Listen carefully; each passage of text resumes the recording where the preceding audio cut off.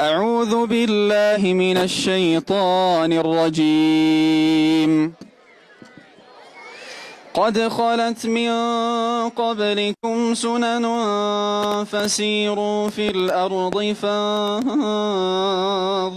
كيف كان عاقبة المكذبين.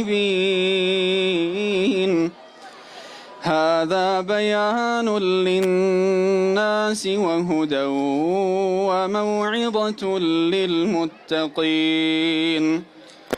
ولا تهنوا ولا تحزنوا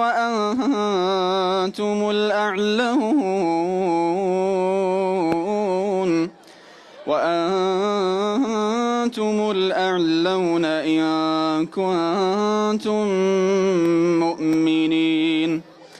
إن يمسسكم قرح فقد مس القوم قرح مثله وتلك الأيام نداولها بين الناس وليعلم الله الذين آمنوا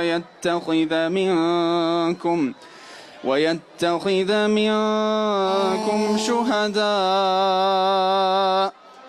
والله لا يحب الظالمين.